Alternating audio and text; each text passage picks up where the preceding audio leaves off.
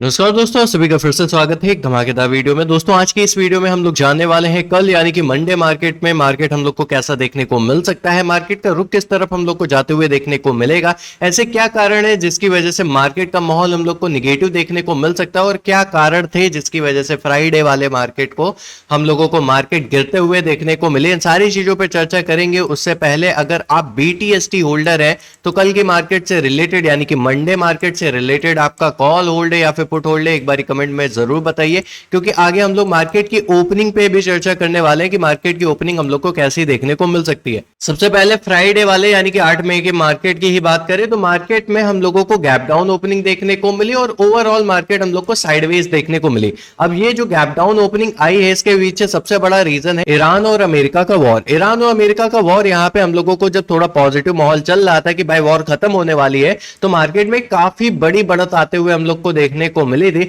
लेकिन फिर से हम लोगों को वॉर टेंशन देखने को मिला है जिसकी वजह से मार्केट में हम लोग को गैप डाउन ओपनिंग देखने को मिली। हालांकि अच्छी बात यह थी कि मार्केट में बहुत बड़ी गिरावट नहीं हुई, ओवरऑल जो मोमेंटम थी मार्केट की वो हम लोगों को साइडवेज ही देखने को मिली थी। अब यहाँ पे इंपॉर्टेंट चीज ये देखने वाली है कि मार्केट हम लोगों को कल की तरफ किस तरफ जाते हुए देखने को मिलेगा, क्योंकि अभी मार्केट काफी इंपॉर्टेंट सपोर्ट लेवल के आसपास है यानी कि 24,100 का लेवल। ये मार्केट के लिए काफी ज्यादा इंपॉर्टेंट लेवल है। अगर मार्केट इस लेवल के ऊपर सस्टेन रहता है तो यहां से एक पॉजिटिव मोमेंटम आ सकता है, लेकिन अगर मार्केट 24,100 का लेवल तोड़ेगा तो फिर से 23,800 के लेवल या 23,900 के लेवल तक की गिरावट के चांसेस बढ़ सकते हैं। वहीं पे अगर हम लोग बैंक निफ्टी की बात करें तो बैंक निफ्टी भी हम लोगों को क्लोजिंग दिया था अराउंड 55,324 के लेवल के आसपास। अब ये 55,300 का जो लेवल है अगर कल की मार्केट में लूज होता है यानी कि मंडे की मार्केट में लूज होता है तो फिर हम लोगों को ये 55,000 के लेवल तक भी फॉल करते हुए देखने को मिलेगा। ओवरऑल अगर देखा जाए तो गैप डाउन ओपनिंग करके अपने रेजिस्टेंस के नीचे जैसे ही मार्केट आया तो ये हम लोगों को फिसलते हुए देखने को मिला है। जैसे कि हम लोगों ने निफ्टी देखा, निफ्टी हम लोगों को साइडवेज देखने को मिला था, लेकिन बैंक निफ्टी में हम लोगों को अच्छी खासी गिरावट देखने को मिली है और ये अराउंड हम लोगों को 55,000 के लेवल से ही हम लोगों को एक रिजेक्शन लेते हुए देखने को मिला है। अगर ध्यान से हम लोग यहाँ पे देखें तो अब कल काफी ज्यादा जरूरी रहेगा मार्केट के लिए कि 55,600 के लेवल को पार करे या एटलीस्ट 55,500 के लेवल को पार करे, तभी ऊपर जाते हुए हम लोग को देखने को मिल सकती है। सबसे पहले हम लोग गिरावट की बात कर रहे हैं तो उसके कारण की बात कर लेते हैं। ये गिरावट हुई आखिर में कैसे है? अब इसके कुछ 6 कारण निकल के आ रहे हैं। सबसे पहला कारण तो आपको पता ही है, पश्चिमी एशिया में बना तनाव यानी कि फिर से लड़ाई छिड़ने की वजह से हमारा जो माहौल है मार्केट का वो थोड़ा बहुत नाजुक चलते हुए देखने को मिल रहा है। इसी माहौल में ईरान ने अमेरिका पर संघर्ष विराम का उल्लंघन यानी कि सीज फायर का उल्लंघन करने का आरोप लगाया है, जबकि अमेरिका राष्ट्रपति डोनाल्ड ट्रंप ने कहा है कि संघर्ष विराम अभी भी लागू है यानी कि सीज फायर अभी भी लागू है। वहीं पे अगर हम लोग देखे जाए तो इस वॉर की वजह से कमजोर वैश्विक संकेत यानी कि ग्लोबली मार्केट भी हम लोग को वीक देखने को मिली थी। अमेरिकी बाजार भी हम लोगों को रेड निशान के साथ बंद होते हुए देखने को मिला। इसके अलावा एशियाई बाजार की बात करें तो उसमें भी हम लोग को लगभग 3% तक की गिरावट कंपोजिट में देखने को मिली और 1% की गिरावट हैंगसेंग में देखने को मिली।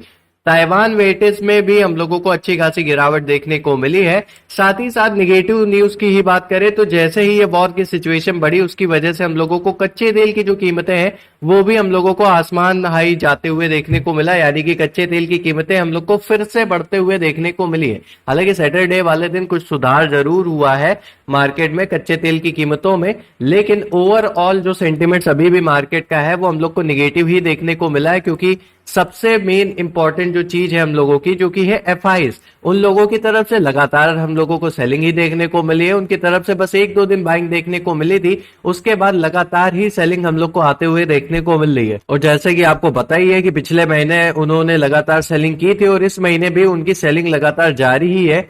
इंडियन विक्स में भी हम लोगों को उछाल देखने को मिला है, जिसकी वजह से भी निवेशकों का संघर्ष मार्केट में बढ़ते हुए देखने को मिला है। और साथ ही साथ हम लोगों का जो सबसे इंपॉर्टेंट चीज यानी कि हम लोगों का रुपया है, करेंसी मार्केट है, उसमें भी हम लोगों को बढ़त देखने को मिल रही, यानी कि वो डॉलर के मुकाबले हम लोगों को कमजोर होते हुए देखने को मिला है। अब बात करें रिसेंट ही और सबसे इंपॉर्टेंट न्यूज की तो यूएस और ईरान के बीच में हम लोगों को फायरिंग एक दूसरे के ऊपर देखने को मिली और दोनों देश यही बोल रहे हैं कि सामने वाले ने पहले फायर किया, यानी कि ईरान बोल रहा है अमेरिका ने पहले फायर किया है और अमेरिका बोल रहा है ईरान ने पहले फायर किया है। तो इसकी वजह से जो शांति थोड़ी बहुत बरकरार होनी चालू भी हो गई थी मार्केट में, उसको फिर से हवा मिली है और मार्केट में फिर से सेंटिमेंट्स नेगेटिव हम लोग को देखने को मिला है। इसी नेगेटिव सेंटिमेंट्स में अगर हम लोग इसकी ओआई डेटा की बात करें तो उसके अकॉर्डिंग हम लोग को काफी सारे इंपॉर्टेंट लेवल्स देखने को मिल रहे हैं। जैसे अभी के लिए सबसे बड़ा पेन वाला लेवल 24,300 का है। मार्केट बार बार इसी लेवल के आसपास से रिजेक्शन ले रहा है। अगर इसका ब्रेकआउट होगा तभी हम लोग को 24,500 के लेवल पर मार्केट जाते हुए देखने को मिलेगा। फिलहाल के लिए 24,300 और 24,500 के लेवल पे भी सबसे ज्यादा कॉल राइटिंग्स देखने को मिली है, यानी कि ये कल भी हम लोगों के लिए एज अ रिजेक्शन की तरह वर्क करते हुए देखने को मिलेंगे। वहीं पे सपोर्ट की बात करें तो 24,100 और 24,000 का लेवल पे सबसे ज्यादा पुट राइटिंग देखी गई है, यानी कि ये दो सपोर्ट लेवल कुछ भी हो जाए कल के दिन लूज नहीं होने चाहिए। अगर ये दो सपोर्ट लेवल लूज होते हैं तो मार्केट फिर से 23,800 के लेवल तक फॉल करते हुए देखने को मिलेगी।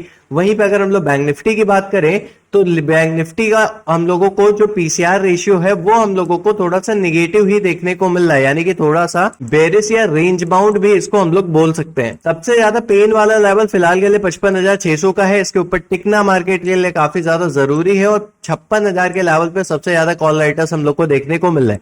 सपोर्ट की बात करें तो 55,000 से 54,800 का लेवल सबसे ज्यादा इंपॉर्टेंट पुट राइटिंग जोन है, जहां पे हम लोगों को मार्केट में सपोर्ट देखने को मिल रहा है। इसी चीज को अगर हम लोग एक बार चार्ट पे समझे तो हम लोगों ने जैसे स्टार्टिंग में बात किया, निफ्टी में कुछ भी हो जाए 24,100 या फिर 24,000 का लेवल मार्केट लूज नहीं करना चाहिए। अगर इस लेवल के नीचे मार्केट की ओपनिंग होती है या फिर मार्केट इस लेवल के नीचे आता है तो एक बड़ी गिरावट भी हम लोग को आते हुए देखने को मिल सकती है। ओवरऑल ओपनिंग की बात करें तो हम लोग flat to gap down opening का व्यू हम लोग मार्केट में लेकर चलेंगे। वहीं पे अगर हम लोग बात करें बैंक निफ्टी की, बैंक निफ्टी में हम लोगों का एक इंपॉर्टेंट रेजिस्टेंस है जो कि 55,600 का है और यहाँ पे हम लोगों को काफी ज्यादा कॉल राइटिंग्स देखने को मिल रही है, यानी कि ये लेवल से हम लोगों को रिजेक्शन देखने को मिल सकता है। अगर मार्केट इसके ऊपर ओपनिंग करती है तब तो हम लोग को पॉजिटिव माहौल देखने को मिलेगा और ये 56,000 के लेवल तक भी जाते हुए देखने को मिल सकती है। वहीं पे अगर रिजेक्शन लेता है 55,600 से या फिर अगर डायरेक्टली लूज करता है 55,300 का लेवल